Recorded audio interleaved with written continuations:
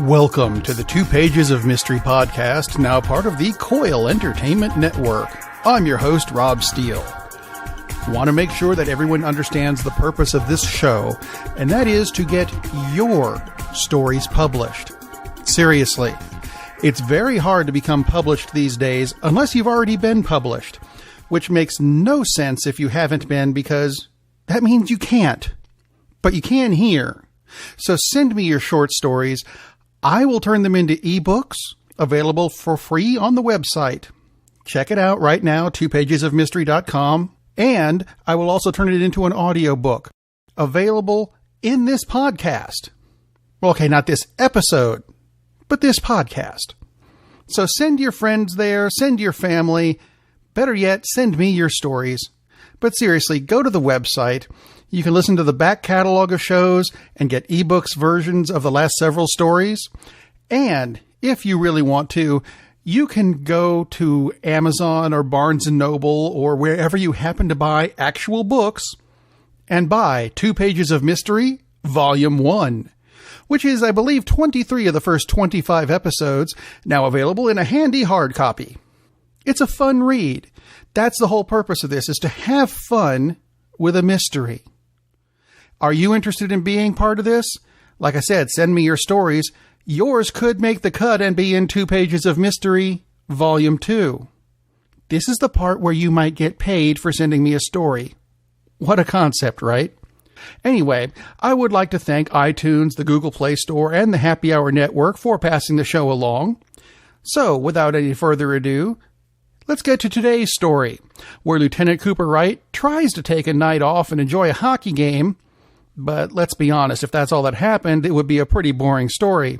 Instead, an IRS agent investigating the team is murdered, and hey, since he's there anyway, he may as well investigate. Sit back and enjoy the story, Open Secrets.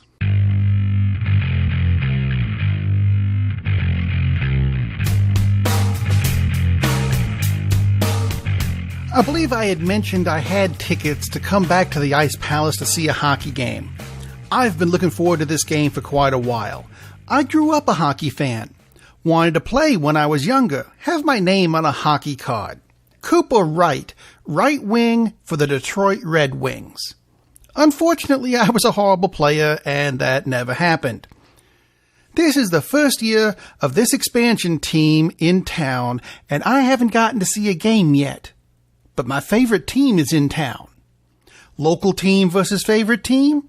Of course I'm there for this. This is what sports fans live for. Of course, this is also what some sports fans die for, which is why security tracks me down in the third period. There are times I like my job, but this isn't one of them. It doesn't matter that the game is a blowout. Expansion teams take a while to get going, so it's not really a big shock they're down by 7. I don't really need to see the end of the game to figure out the outcome. What I find in the luxury suite, which is where security led me, will probably take a little longer to figure out. Security filled me in on the way up. The suite is supposed to be used by only one person tonight, an IRS agent named Erwin Reese. There had been some talk around town about how there was some irregularities in how the team was financed, and that the Internal Revenue Service would be investigating. Outside the room, I met Harold Parker, the team owner. He says Mr. Reese arrived this morning and asked to work in a luxury suite on the paperwork and to be left totally alone. Parker thought that giving in to this request might make things go more smoothly with the IRS investigation. The only reason Mr. Reese was discovered was by accident. The luxury suites are equipped with a console of buttons that summon assorted staff members, such as security or wait staff. Mr. Reese appears to have fallen on the console and triggered an alarm with janitorial services, who had not been notified about the necessity of privacy. John Bender, the janitorial engineer for the luxury suites, entered expecting to find a spill or similar mess, but instead found the body and immediately alerted security. Or so he says. Granted, he is outside with security and his mop bucket and cleaning supplies cart. It occurs to me that he had enough to clean up in here and dispose of the body, and no one would give him a second thought. So I put him rather low on my list of suspects. I give the body a once-over, careful not to touch anything. I don't even have gloves to inspect the scene with properly. I was told that homicide was called, and they were the ones who informed security that I was already there, although reinforcements are on the way. I don't see an obvious sign of death. No gunshot wound or stabbing. He's not foaming at the mouth, so that rules out several poisons, but not poison altogether. There are plenty that don't leave an obvious trace. I look around the room for any other signs of foul play. There's a lot of paperwork. Looks like accounting spreadsheets. There's 2 laptops on the table, but neither of them is on. I'll get Officer Tim Fay, our residential tech guy, to take a look at them. Nothing seems terribly disturbed, but there is a trace of something in the air. Regrettably, the smell is gone almost as soon as I notice it. It's not long before the CSIs get here with Dr. Song Ho Young, our coroner, in tow. He looks admonishingly, wagging a finger, but I tell him, "Hey, eyes only, I don't even have gloves." That's when it occurred to me I'm not even properly dressed for an investigation. I'm wearing a hockey jersey and jeans, for crying out loud. I do have my badge, never leave home without it, but I don't have my gun. Not that I need it at the moment, but you never know. While the CSIs and Dr. Young examine the room and the body, and Officer Fay shows up and is told to check out the laptops, I decide to have a chat with Mr. Parker about what's going on. "I guess this is the kind of thing all new teams go through. We've been getting rumors all over the place. We finance a team with drug money or slave trade money or gambling or, well, all kinds of things. None of it's true. I made my money on the stock market. Trader for 15 years before I retired. I got investors, too. They're the ones who bought the luxury suites. Not that they ever seem to show up. Most nights they're empty. I'm just glad you can't tell from the inside near the ice that they're empty. That can't be good for morale." A large bullhorn sounds and the crowd cheers from inside the stadium, and Mr. Parker turns to a security guard. "Down by 8? The security guard winces and nods. Mr. Parker closes his eyes and shakes his head and sighs. "At least we'll get a good draft position." He shrugs with a humorless chuckle. "Lieutenant, I think I found something." That would be Officer Tim Fay. "Oh, you think?" Fay visibly reconsiders. "Okay, I did find something. Check this out." I tell Mr. Parker not to leave the building and return to the luxury suite to ask Tim what he found. Both of these computers lost power when the wall socket blew. Both batteries are fried, but once the plug's fuse was reset, they'll work plugged in. No, I don't know what caused the fuse to pop yet. I did find this, though. This laptop belonged to our victim. When it was booted up, it restored most of what he was working on. Lots of accounting stuff. But this laptop is what's weird. It's not just that it's old, but it's an old IBM L40SX. This thing is from the early 90s, but it's running the Apple operating system OS X. All right, Tim, you lost me. Lieutenant, if this thing were capable of running a modern operating system, it should be Windows. But this computer shouldn't be able to handle anything beyond Windows 95. If that. There's no way it should be running OS X. So someone put a new, an Apple laptop in an old IBM case? That's what it looks like. I'll take a look under the hood when I get these back to the lab. But look at this. Winamp for Mac opened. It plays MP3s, music files. But look what's loaded on here. Alphaville, Kraftwerk, Colorbox, for crying out loud. Who the hell is Colorbox? They joined with another band called Arcane to form Mars. Pump Up the Volume? You know that song. I heard them playing it on the speaker system when I came in. Very popular, back to the 80s. My point is that whoever owns this laptop has a very odd taste in 80s techno music. Tim packs up the laptops in evidence bags and takes them back to the lab. I make my way over to Dr. Young, who gives me an odd look. "This shouldn't come as too much of a surprise, Cooper, but this man was electrocuted. See these marks on the outside of his wrist? This is a taser burn, but they're too close together. Maybe that's what blew the outlet somehow. I don't know. I'll have to do the full autopsy and get back to you." This is not how I'd expected my night to end. I was going to spend it enjoying watching my team beat the crap out of the locals. Instead, I have a dead IRS agent, a strange taser, and an obsolete computer that isn't obsolete. I look around the room again and notice there's only one laptop bag. Tim didn't take one. He'd have told me. So if Mr. Reese only brought one computer, then the other might have been here from before. I catch up with Mr. Parker, who is returning to his office, and ask him who the suite normally belongs to. Unfortunately, as it turns out, I know the owner, Anasim Orlov, everyone's favorite Russian gangster / sports agent. Actually, in my few dealings with him, he's a pretty nice guy. He just has this creepy gangster vibe to him. I gave Mr. Reese that room because Orlov is out of town. I mean, I did ask him if it was okay. Orlov said that as long as no one touched his jukebox, that would be fine with him. Jukebox? Oh no, tell me it's still there. Parker sounded worried and started back toward the suite, but I stopped him. Did you see what looked like an old laptop in there? That was Orlov's. He had it specifically made for him. He said it was invaluable because it was the case of the computer that his father used in Russia. I assured Mr. Parker that the laptop was being taken care of and escorted him back to his office. Then, on my way back to the suite, I placed a call to Tim Fay, who had just made it back to the lab, and told him to be careful with the old laptop. It belonged to Orlov, and explained why it was what it was. Tim said that made sense, and that it may have been the murder weapon. I got a couple cuts on the case when I took it out of the evidence bag. There are these two prongs on the side that was closest to Mr. Reese's computer. They might be the taser you're looking for. I'll have more for you on that when I get this thing open. It's built like a safe. I think my apartment might have less bolts holding it together. That raises an interesting question.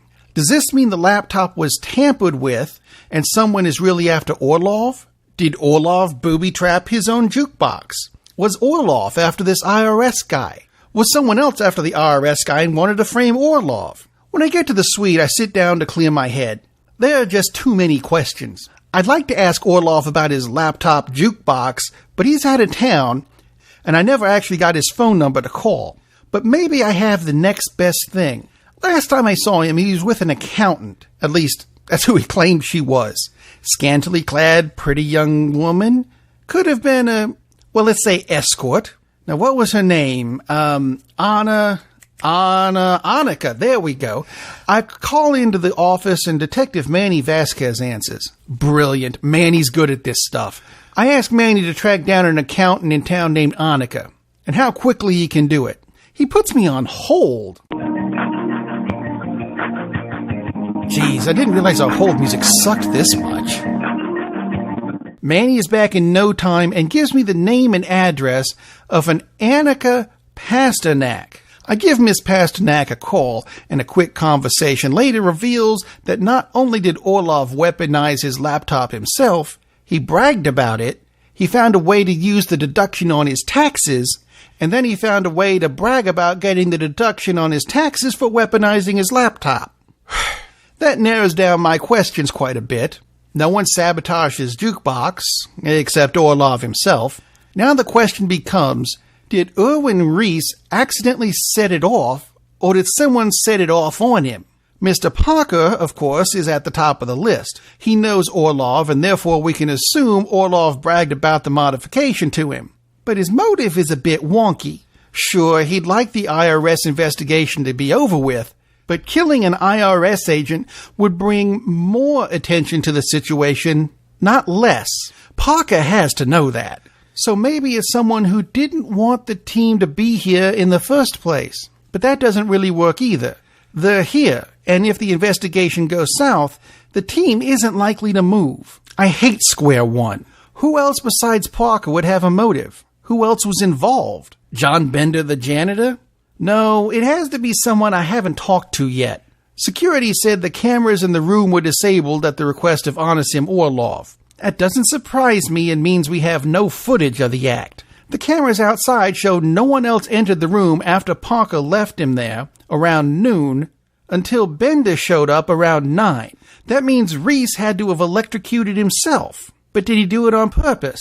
I get a call from Officer Fay. Tim says he's consulted with Dr. Young, and the laptop is indeed the murder weapon. But Faye says he's found out a few things that Orlov might not have known about. For example, there was a remote activation device. That just means someone can turn it on by remote. It doesn't mean it was necessarily activated by someone on purpose. The other thing I found that might be of interest is who did the modification for him. One of his clients, and the star of the local team, Jonas Soplansky. He was a great player in college, but he was also a computer sciences major. Maybe he's the new suspect for you. That he is, Tim. That he is. Glad Tim found something. I can't think straight on this one. Maybe it's something in this room. I never did identify that smell. I need to go talk to Soplansky. He seems like a perfectly good... Okay. Oh, I might be more tired than I thought. I don't remember the door being at an angle like that. Why would they build a door like... Lights. Very bright lights. And a voice. Sorry, Mr. Cooper. I didn't realize you were awake yet. Welcome back. The light goes away and my eyes focus on a fairly cute nurse holding one of those pen lights they use to check patients' eyes. Wait, am I a patient? What the hell happened? I try to sit up, but she places a reassuring hand on my shoulder, and I lie back. I think I managed to mumble something like, "What happened?" when Officer Tim Fay manages to enter my field of vision. I'll explain it, nurse. Thank you. How you doing, boss? I managed to focus on Tim for a moment. He's still a bit blurry, though. Can she explain it? She's cuter than you. I'll be sure to tell your wife, boss. She just stepped out for a coffee. I'm sure she'll be back in a moment. Meanwhile, I'll tell you what happened. I settled back into the bed and tried to look attentive. Never spent much time in a hospital bed. This isn't as bad as I keep hearing about. I mean, I'm not going to rush out and buy one to replace the one at home, but it's not bad. I take a deep breath, and Tim starts his debrief. CSI has found some shards of borosilicate glass under the desk in the luxury suite. That's test tube stuff. Residue on the inside shows that it held an airborne sedative, which is a potent variant of something called dimethylheptapyran, or something like that. It's been engineered to be a knockout gas. Manny and I picked up the case after you passed out. How long was I out? A few hours. I'm getting to that. Manny and I figure out that the gas was used to knock out Mr. Reese, and he fell against the taser Orlov had put in the laptop. We did some digging and found out that Orlov didn't just brag about the laptop, but he bragged about keeping a test tube of the dimethyl whatever stuff under the table in the suite as a security device. I guess he thought he could gas someone if they broke in or something. We found some of the test tube glass on Reese's pants. So what we figure happened was this. Since there is really only one table to work on in the suite, that's where Reese set up his work. At some point, he shifted, and since he's taller than Orlov, he probably kneed that test tube and broke it. The gas weakened his system enough that when he collapsed against the taser, it killed him. But why was the taser active? We asked about that too. When Orlov isn't in the room, but the jukebox is, anytime the light is switched on, it automatically turns on the taser as a defense mechanism. It could only be deactivated with a code, but no one but Orlov knows what it is. I nod, or at least I think I nod.